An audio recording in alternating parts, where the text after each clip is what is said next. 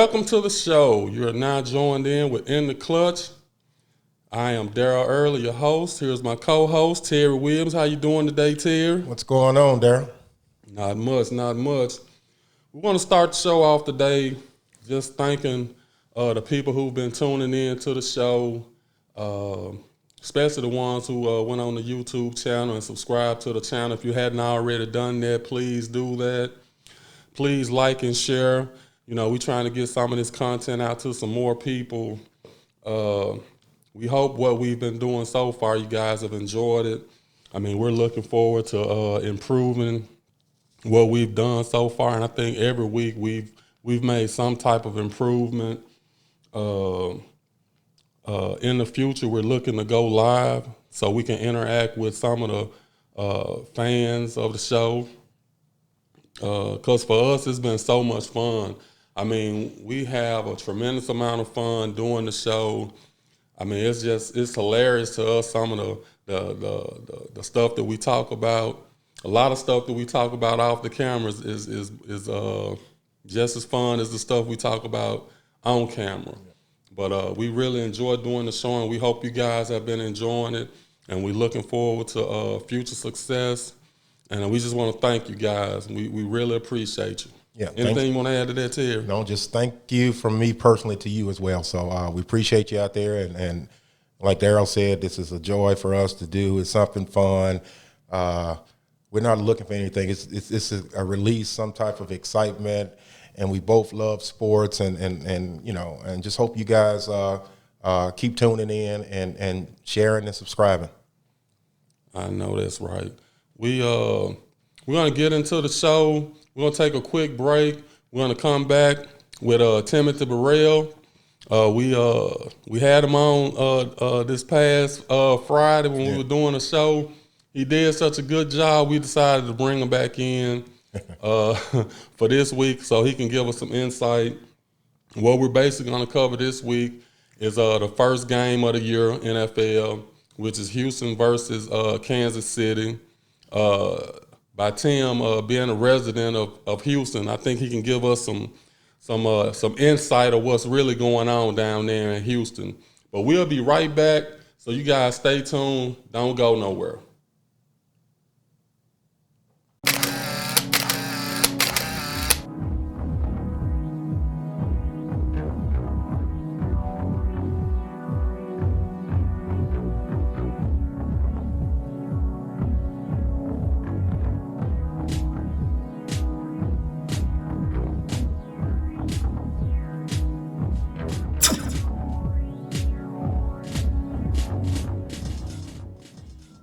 Hi, I'm Kennedy Marie of Faces by Ken Marie. I'm a self-taught makeup artist based out of Memphis, Tennessee. There are certain types of makeup artistry. I do cosmetic makeup. People ask me all the time who taught me how to do makeup. I learned it all from YouTube. So anybody out there wanting to pursue makeup or anything and need some inspiration or some help or just to pick me up, go to YouTube. I also make closure wigs. I can customize, construct, and style your wig. I can be reached on Instagram at Faces by Ken Marie. It is also the same for Facebook. You can also subscribe to my YouTube channel where I post makeup videos weekly at Kennedy Marie. I'm looking forward to slaying you, and thank you for booking with me.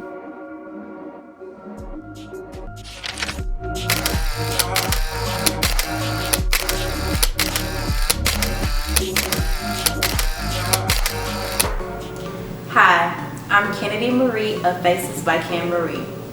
I've been doing makeup for about a year now.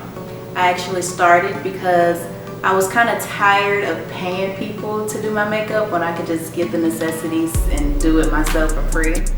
Remember, it's Faces by Ken Marie. Book your appointments today.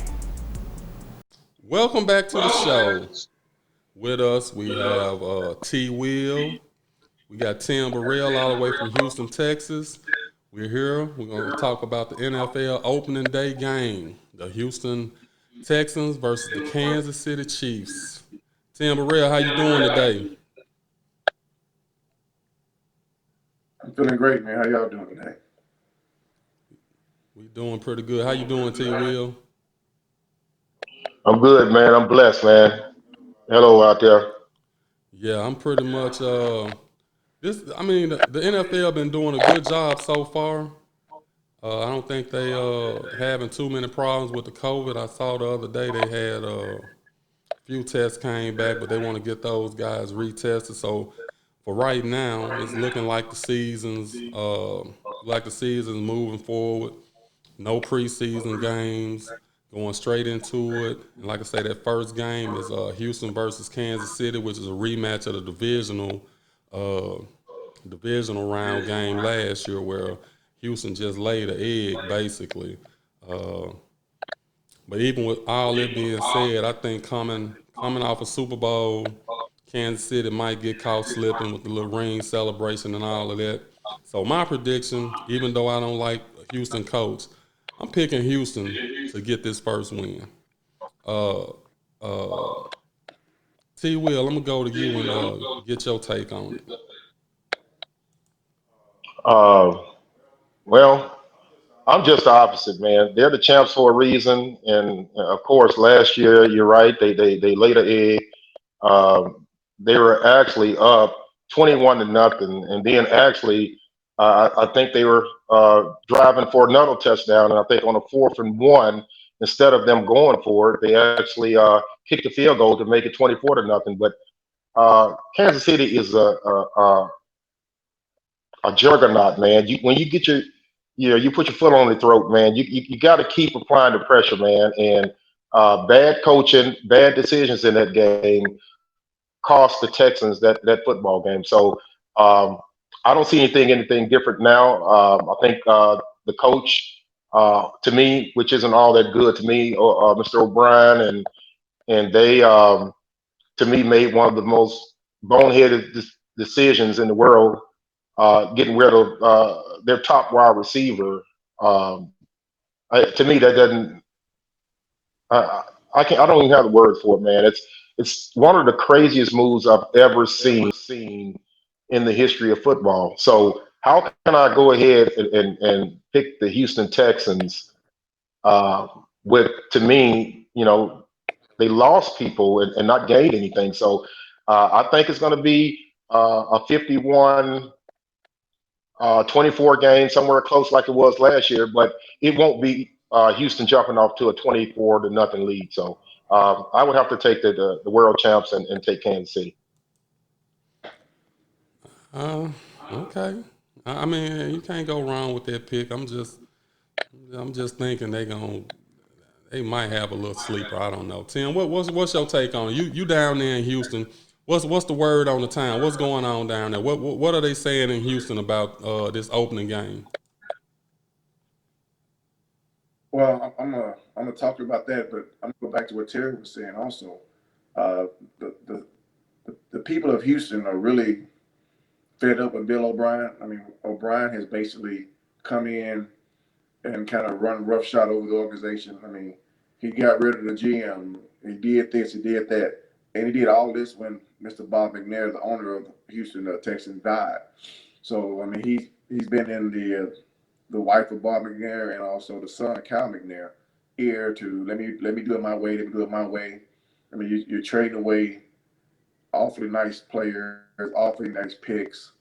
I mean, and you're getting a few pieces back in return, but it's just, I mean, the people of Houston are kind of fed up with Bill O'Brien. Only way he can keep his job, they think, is by winning the championship. Now to the game, I agree everything what Terry said about the last year's game.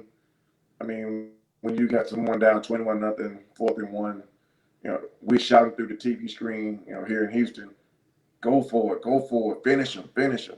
You kick a field goal. But anyway, but this year, I think the Texans, you know, they basically have revamped their receiving corps to kind of look like Kansas City. I mean, you look at the players that they have. They have Fuller, Cooks, Cobb, and Steele, and they're all 4-3 guys. Cobb maybe a 4-4, 4-5, but and Kansas City has Hill, Watkins, Hardeman, and Robinson. They're all four. So Bill O'Brien is basically trying to take the blueprint that Andy Reid has put together and get small frame 5'10" to 6 feet receivers to do what Kansas City do. He's trying to spread the ball with speed. Now, I think if it was a regular season where fans would be there in Arrowhead, I would pick Kansas City. But with no fans, I mean, that's the nostalgia of going to Arrowhead is those fans, man. It's the loudest building. It's one of the smallest buildings. So I think this no fan deal is going to be sort of a equalizer for a lot of teams that have great home fields. So I'm thinking, I think Houston will go in with a chip on their shoulder and be able to, get a win in Kansas City. I'm thinking 35-31. It's going to be high scoring because neither defense proved last year that they can stop anybody. So, I mean, the Texans didn't get any better on defense. They actually lost some key pieces. So I'm not sure if Kansas City picked up any extra pieces, but 35-31 in my opinion. I think the Texans will win that opening game at Arrowhead. Couple quick points on what you said.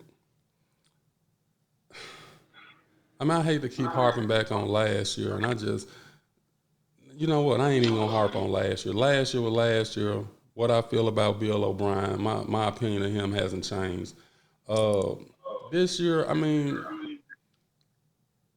I know the addition of Brandon Cooks. I mean, that speed and all of that, but you have to have. I mean, don't get me wrong, Deshaun Watson, he a great quarterback. I don't think that's gonna be their blueprint for winning.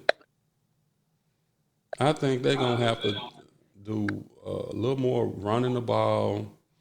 Uh, and with David Johnson, if he gets back to David Johnson when he was All Pro, I think if they run with him and then use Cooks, use Fuller ain't nothing but a fly guy. He ain't no slot guy. He injury prone. He always got a hamstring injury. Brandon Cooks, I mean, this is what, third team, fourth team? So it's something going on with him. Uh, I understand speed, but I'm still picking them, but I'm not picking them because I think they're the better team. I'm thinking Kansas City just gonna have a letdown coming back off a Super Bowl win. First game, they probably gonna have a ring celebration or some type of celebration to open the season up. And I'm just thinking Houston might be able to just come in and get that win. Uh, as far as the season goes, I'm pretty sure Kansas City probably have a better season than them. But based on their division, and I think we went over there, Terry. Houston will be in the mix because of the division they in. But that's just my pick. That's just what I'm going with for right now. From what I'm seeing, what I'm thinking, I'm a roll with that. Yeah, keep in mind too that Tim, I didn't know if you knew or not, but last I heard that there are going to be approximately 22 to 25,000 people at Kansas City Stadium. They're trying to operate at 25%, so uh, it's not supposed to be totally empty. It should be about 20,000 fans there, and with that ring ceremony and them winning the Super Bowl and the getting the monkey off of Andy Reid's back, I think that's going to make them play even better. So again, I'm going to stick with my pick, and I think they're going to put a 50 spot on them. So I'm going to go, like I said, the same thing, like 51-24 or something like that. That's a lot of points. Yeah, they scored a lot of points last year. True. Yeah, but also, I mean, when you start the season, the defense is always ahead of the offense. So, I mean, I think the defenses are going to play better because offense is not going to be as advanced. I know Kansas City is bringing back a lot of players on offense, but they did lose some offensive linemen. They lost one who didn't want to play because of COVID. Another one, I think, went somewhere else. So, I mean, if Patrick Mahomes is back there running for his life a little bit, I mean, it could be different. But the defenses are always ahead of offenses early in the season. And with this kind of, with the COVID, it's going to be even more. I think defense is going to be a little bit stronger than most offenses. So if the Texans can beat Kansas City, I think it's going to be the only way they can beat them in Kansas City is week one. So, Yeah, that's a good point. Um, I mean, that's what I'm thinking. I'm just thinking they're gonna catch them that week. You know, like I say, later on down the season, it might be totally different if they meet again in the playoffs, and then we'll see. You know how seasons go. Sometimes Super Bowl teams they come back and they have a good season. Sometimes they come back and they don't really live up to the prior season. Uh, with all that being said, both of you guys Cowboy fans. Terry, we already got your prediction from the prediction show that we put out this week. Yeah. Tim, off top of your head, just give us what you think their record gonna be, and give me your input on your coach Mike McCarthy. Terry, I already know I don't have a lot of respect for him, but go ahead.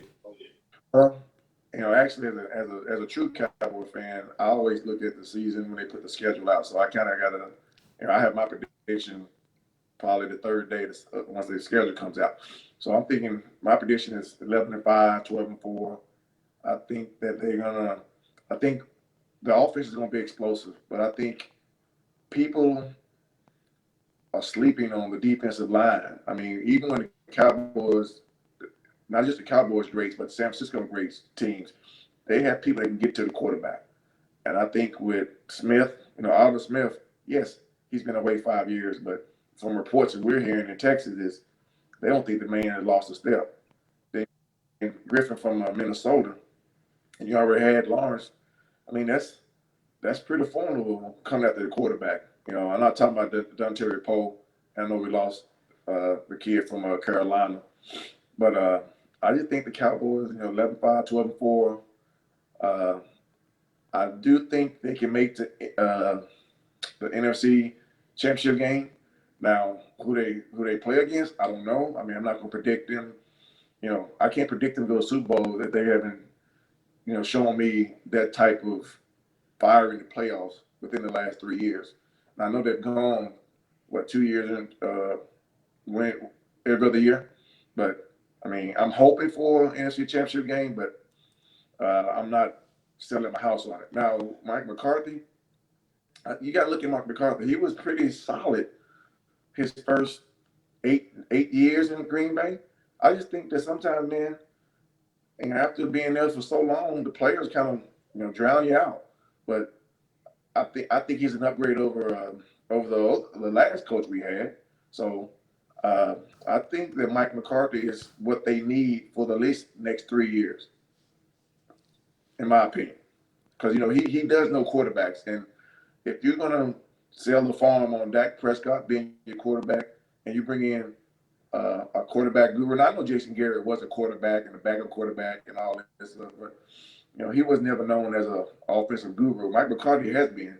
So I'm looking forward to seeing what direction he puts the offense in. Less predictability.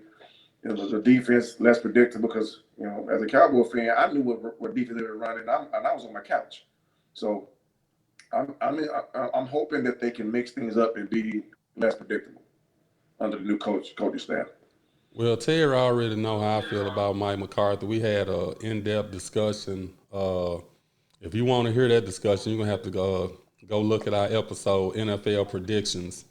Uh, Terry, he's in line with what you said: 11-5, 12-4. Also making it to the NFC Championship game. You had them losing to Tampa Bay, if I'm not mistaken, in the NFC Yep. Championship game. And you had Tampa Bay going on to win the Super Bowl, if I'm not mistaken, if I remember correctly. That's correct. You sticking with it? That's correct. Oh, okay. I'm sticking with it, but it wouldn't surprise me if Dallas beats Tampa Bay. But I'm gonna keep what I was starting off with, so I'm gonna still take Tampa Bay over my Cowboys in the NFC Championship. But it wouldn't surprise me if if the Cowboys upset them. And I'm like Tim. I'm from the Show Me State, man. I've been a diehard fan, man, since I was 5 years old. I was in Pampers watching the Cowboys, so um, you can't get mad at a person like Stephen A. Smith is one of our greatest haters, man. But he's accurate with one thing, man. Over the course of the last 20, 25 years, we are an accident waiting to happen. So he's right on that. Only way we can shut him up is to prove him wrong. And I just think McCarthy, man, is a hell of an upgrade. Don't get me wrong. I want to thank Jason Garrett for his tenure there. He's been a Cowboy pretty much his whole career, whether it's a backup quarterback or a coordinator or whatever like that.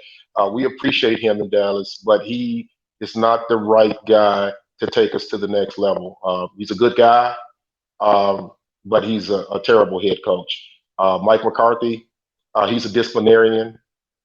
He's going to hold people accountable, and whether it's at your job, or whether it's on the football field, on the basketball court, you have to have accountability. And I think we have that now. And I think he's going to light some fire up under some players, and I think we'll be much better for it. Hey Daryl, I also like to say there could be another Texas kid coming back to Texas, as it reports today that Earl Thomas is going to get released or traded. So, if you get that type of caliber player without the attitude, you don't want him to come in there fighting people and getting kicked off the team. But if he comes in with the right attitude, that makes the back end of that defense even better. So, I'm gonna say this. I'm gonna say this. I'm gonna say this. And we're gonna end this segment. It don't matter. Y'all still ain't gonna do nothing. You can bring in the whole Legion of Boom, and I still feel like I'm with Stephen A. Just don't panic, America. Just wait on it, because it's an accident waiting to happen. Definitely. Hey guys, I appreciate this segment. Go ahead, Ted. Go ahead. Let me say one more thing. I heard the same thing, Tim, and it's not a coincidence, America. It's not a coincidence. All of a sudden, he punches his fellow safety. He's getting cut or getting released, and the Cowboys been wanting him for a while. So Jerry Jones just restructured Tyron Smith's contract. What, yesterday or day before yesterday? Saved us over $7 million on the cap, and then we got that $3 million we saved off of the guy that just got injured that we signed, the lineman that just tore his ACL. So we got $10 million in the last 2 to 3 days. How ironic that Earl Thomas punches his teammate and fixing to get released, and the word is the Cowboys are the first one to pick him up, man. That's not a coincidence, man. So That sound I'm about welcoming him right. here. I promise you. Yeah, That sound about right. that sounds like a Jerry Jones ploy. So way to go, Jerry. No matter how you get him there, we just need him there. So I'll leave it like that. I'm gonna add this. Accident waiting to happen. Hey, we're gonna take a quick break. We'll be right back. Stay tuned.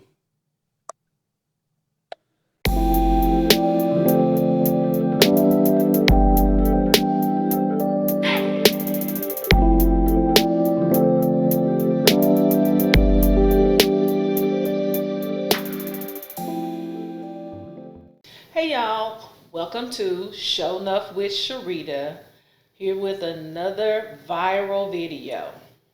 So, in this video that I'm going to show you in just a moment, I'm going to show you, this happened in Norfolk, Virginia, and this woman ran over her boyfriend. Take a look at this and we'll come back.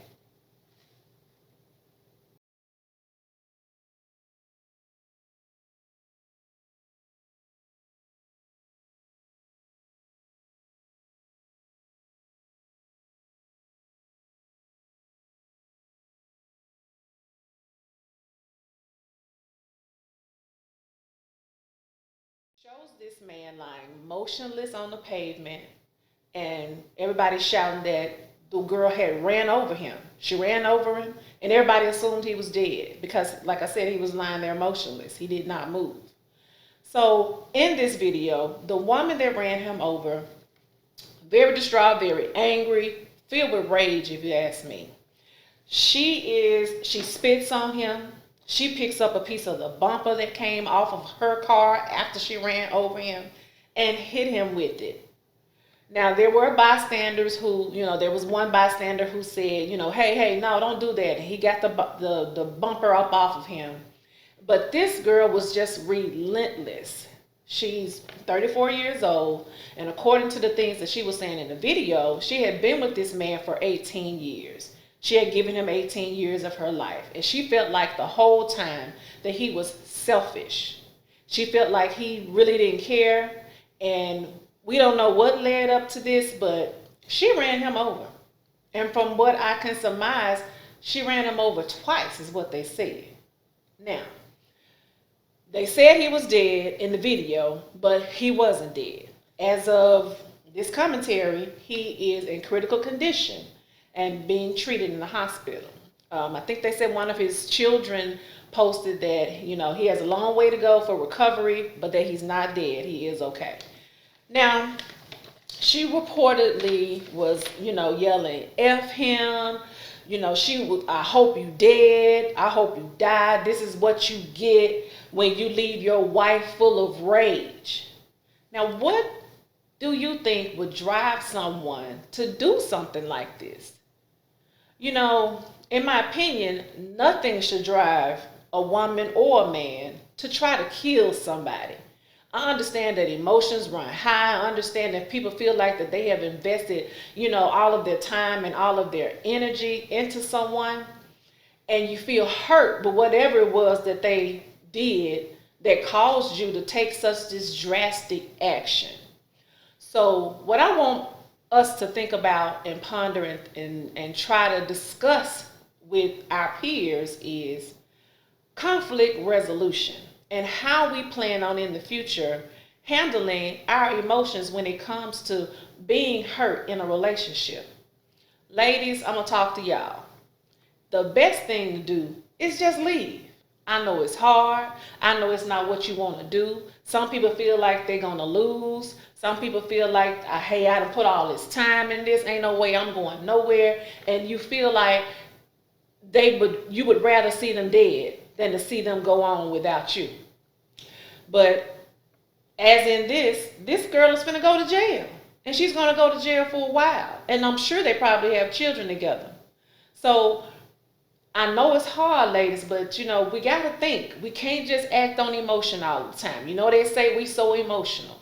So we got to learn how to curb that. We got to learn how to handle our emotions. So what I want us to do is get with a friend, get some help. If you always feel with rage and any little thing ticks you off, seek some help. Even if it's nothing but talking to a good girlfriend who will listen and not say a word, who will be there for you. Violence is never the answer, okay?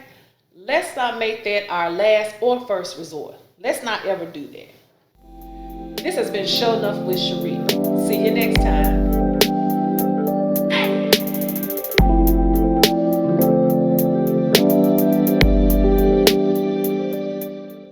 And we are back to the show. Thank you, guys. We appreciate you hanging in there with us. This segment, we're going to cover something that's probably near and dear to these guys' heart, but don't mean a hill of beans to me. But I still got my input on it. We're going to talk about Dak Prescott and his contract situation with the Dallas Cowboys. There's been some rumors out there about how much Dak was offered. I think it ranged from 33 to 35 million, somewhere in there, 30 whatever. I look at it from the perspective of Dak is not an elite quarterback, but I think he should be paid on par with some of the quarterbacks that might have got a bigger payday than they deserve. I know Kirk Cousins always come to mind. I think they've been throwing Jared Goff in there. My take on it, he should be paid more than them, but of course less than, well, we know he ain't getting Patrick Mahomes money unless he take Dallas to a Super Bowl this year and win it. I don't think he should be above Russell Wilson. So if Dallas did in fact offer him $33 million, I'm thinking that's probably a good number. And I know his camp probably basing everything on the fact that the salary cap gonna change, the market's gonna change, and all of that. But with all that being said, I still feel like for right now, uh, 33, anything less than what Russell Wilson getting, I think he deserves. We're gonna push this over to you, Tim. Give us your take on it, how you feel about him as being your quarterback, and just let us know what you're thinking on that. Well, I think Dak Prescott, for what the NFL is, I think he is a franchise quarterback. Now, franchise quarterbacks have to, dynamic franchise quarterbacks have to get to a Super Bowl. But before I go into it, what his numbers were, I mean, everybody thought Romo was a franchise quarterback. He never went to, I don't think, an NFC Championship game, if I'm not mistaken. So to me, I think Dak's upside uh, puts him in he's not even Patrick Mahomes category, but the ones that you name, I think he is now. Golf's, he's making 33. Cousins is 28. Wentz is 32. Now Wentz is an outlier because Wentz has won a Super Bowl ring, but he didn't play. He wasn't active. Russell Wilson won a Super Bowl. Jimmy G went to a Super Bowl. Golf went to a Super Bowl. So everybody that we're talking about, except for Cousins, has went to a Super Bowl, except for Dak and Cousins.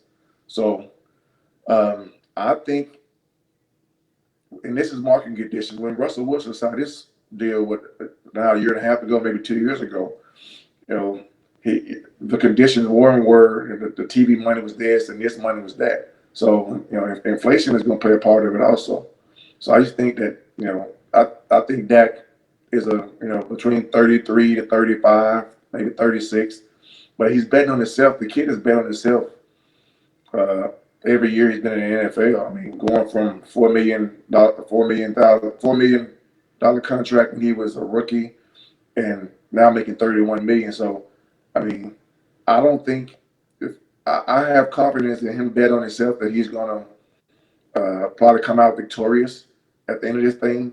I just hope he don't get like a Kirk Cousins deal where they have to franchise tag him twice, then end up losing him after the third year because you don't want to end up giving them a blank check for what I think it's 50 million if they franchise him a third time. So I mean, yes, in my opinion, I've been a Cowboy fan for a long time. I've seen a lot of quarterbacks. I think he is going to be around for the next 7 to 10 years. But no, I don't think he's Patrick Mahomes good, but I do think he's right there with the Goffs, the Cousins, the Wentzes, the Jimmy G's. I think he's better than some of those guys, and they've been able to get their money. I mean, what's the hold up with him getting his money? So, Cause he weak, and Jerry Jones don't want to pay him. That's why. I mean, he's a good quarterback. Like I said, I still say around more than Kirk Cousins, less than Russell Wilson. Anywhere in there, I think that's good. Other than that, I think they'll be a disservice to the team. well, let me ask you this question before you go to Terry. Would you like Dak or Jimmy G? Who would you prefer? Oh man, come on, Jimmy G, of course. I mean, Jimmy G. Okay, we didn't win the Super Bowl. He didn't do. He missed one pass. He missed one pass that if he would have hit Emmanuel Sanders, we probably would have won the game and whatever. And he proved in the New Orleans game that he could come back in a hostile environment. So I mean, he don't prove that he can win. He just didn't win the big game. So if I had to pick one of them, I'm taking Jimmy G. And I ain't just saying that because he's my quarterback. I'm just saying that because I think in the long run, Dak don't actually play longer than him if you really look at it. So I think with this year under his belt and coming back, I think Jimmy G gonna prove himself. So yes, I would take Jimmy G over Dak Prescott. All right. Terry, I know you got a lot to say on this subject because that's your team, that's your guy. I know you got a lot. You of damn right. I know you got a lot of Yeah, confidence in him. I got a lot to say, and let me go to this Jimmy G. Um, I don't even Jimmy G. I'm not even gonna talk about Jimmy G. I'm not even gonna talk about Jimmy G. But let me give you some pros and cons over this contract with Dak. I do agree that he deserves his money, but to a certain level. So the 33 to 35, 36, no more than 36. I think he should get. He's earned it. But keep in mind, for those that's promoting this contract, and I'm hearing some rumors that he uh, was asking for $40 million. That's crazy. Because if he was asking for 40, he's getting some bad advice from his agent. Um, there's no way I would give him $40 million, and I love him, and I wouldn't give him that. So keep in mind, he really has a quarterback, a coach now that is good with quarterbacks now. So he's going to be much better. He's going to be a franchise quarterback.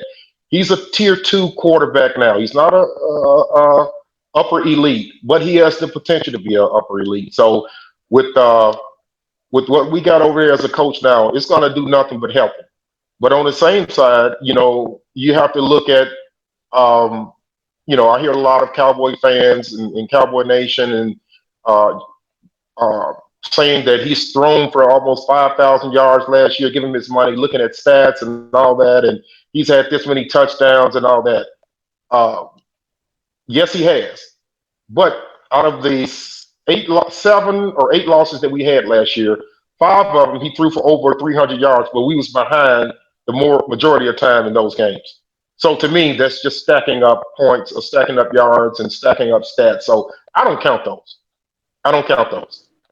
Then you had another 2 that he had at least 280 yards passing and 2 or 3 touchdowns. Again, those were losses, and we had to play catch up ball. So who's not going to throw for 5,000 yards when 60 or 70% of your games you're playing from behind? So I see both sides of it, but Dak does deserve his money.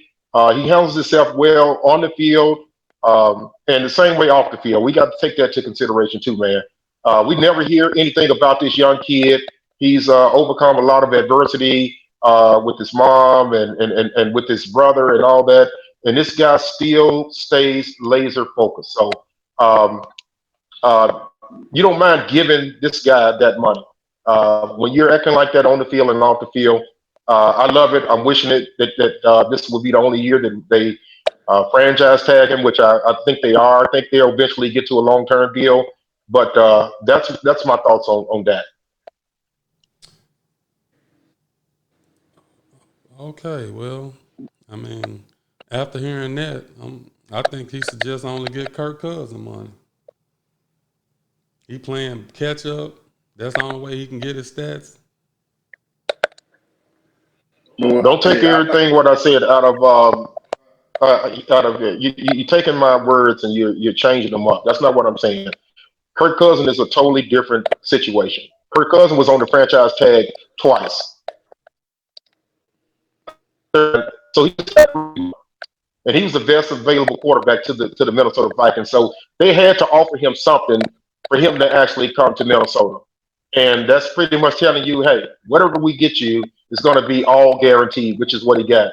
I think Minnesota's a fool for doing it, but I see why they did it. So don't chop my words up and all that. You just worry about Jimmy G, and you let Cowboy Nation worry about that.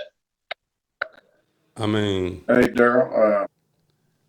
The only thing I like to see Dak do better is win the games against the upper echelon teams when they're down 3 or down 2.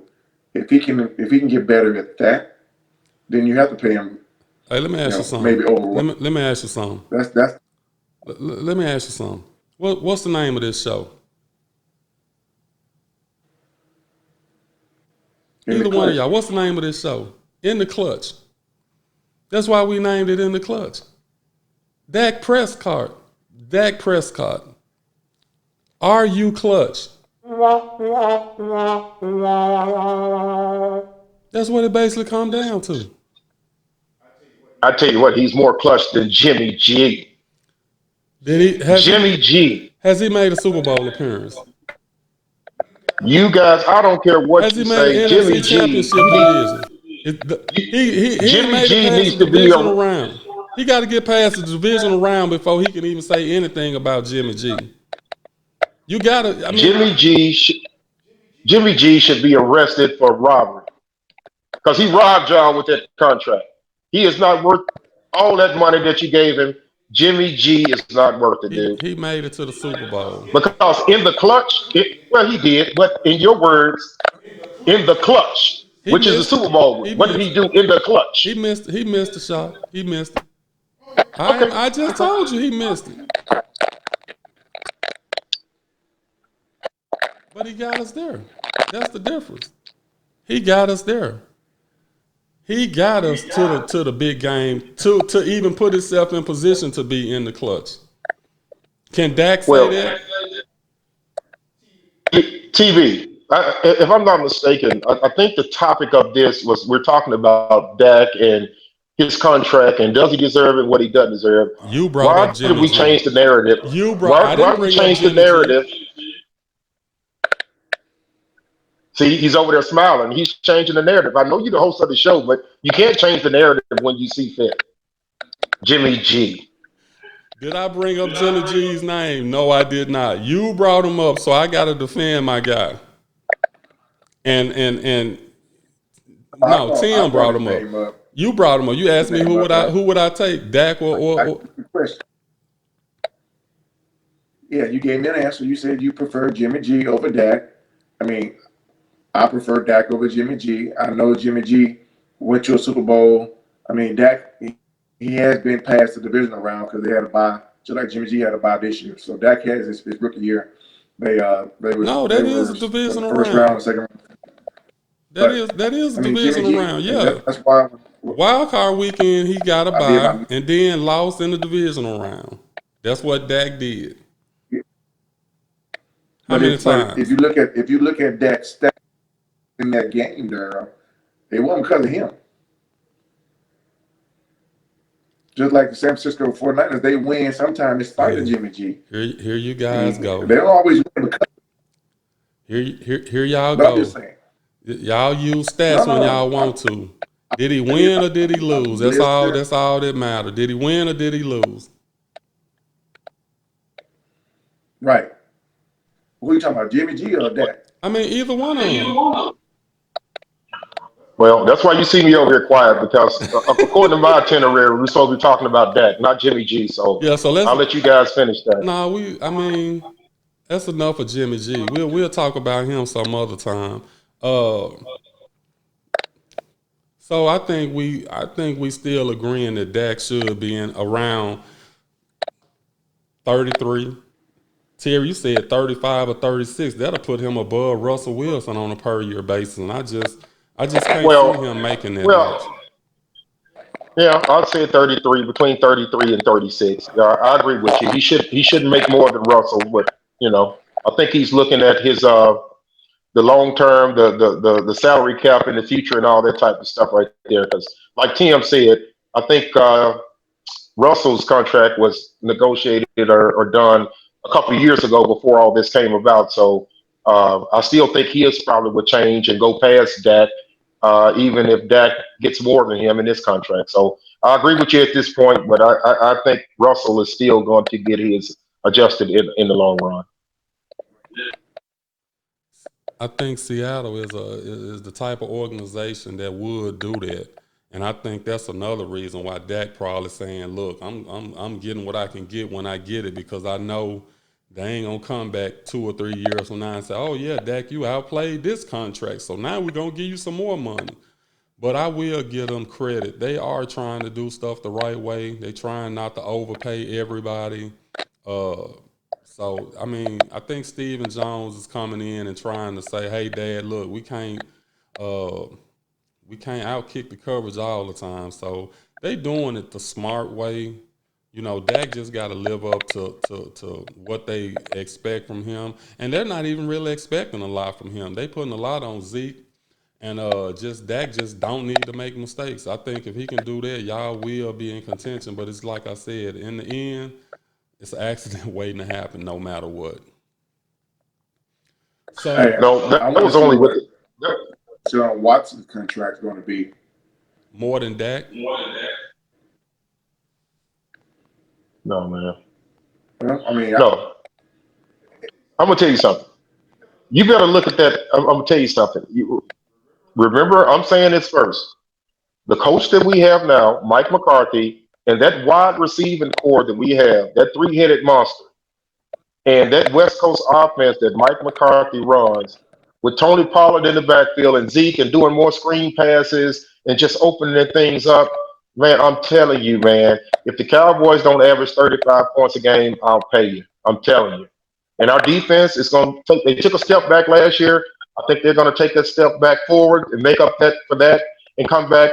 And that's going to come with coaching, man. I'm telling you, with the accountability and the way that McCarthy works with quarterbacks, man, I'm telling you, Dak would throw for 5,000 yards this year, but the only difference is they shouldn't be playing from behind. So that's going to make him take the Cowboys and Jerry Jones to the bank. Whatever he's going to ask for, they're going to give it to him because I promise you, with the weapons he got in that coach, man, it's going to make a big difference. and this coming from the guy that said Mike McCarthy only good for one or two more wins, but he predicted they'll finish 12-4. With that being said, Tim, we like to thank you. We glad you joined us. We thank you for taking some time out to come join us. We're gonna end this segment. We hope you guys enjoyed this segment. We had fun doing it. We're gonna take another quick break and we'll be right back.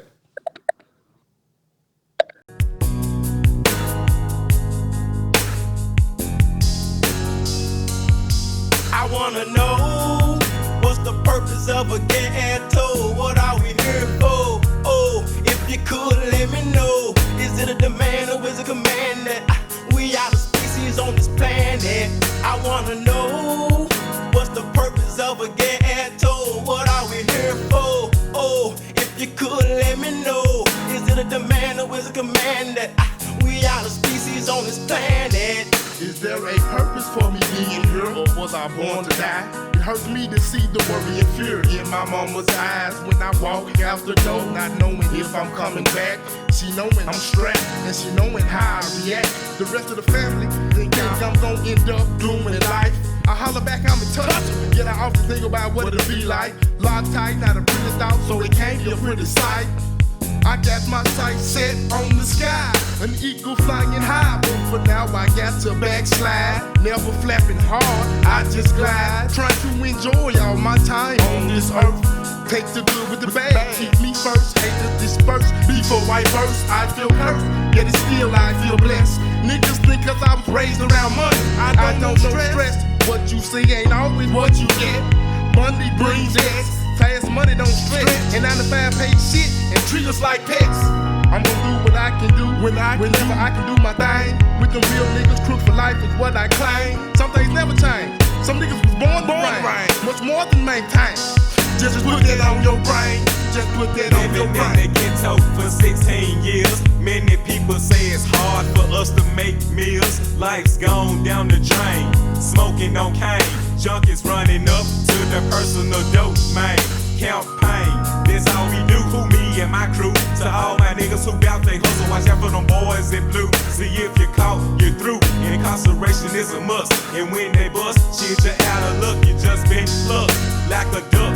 No time for quacking when you're locked up. That shit's fucked up. Make a bill, that ass then looked up. Back on the scene the next day. Not giving a fuck what them folks say. And I'm gon' stay. Nigga, you already know. A crook in my own way. I wanna know what's the purpose of a ghetto? What are we here for? Oh, if you could let me know. Is it a demand or is it a command that we are the species on this planet? I wanna know what's the purpose of a ghetto? What are we? And we're back.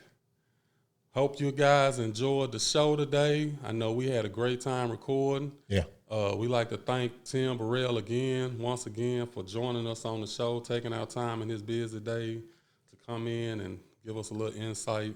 All the way from Houston, Texas. All the way from Houston. We got folks all the way from Houston checking in on the show, doing stuff with us.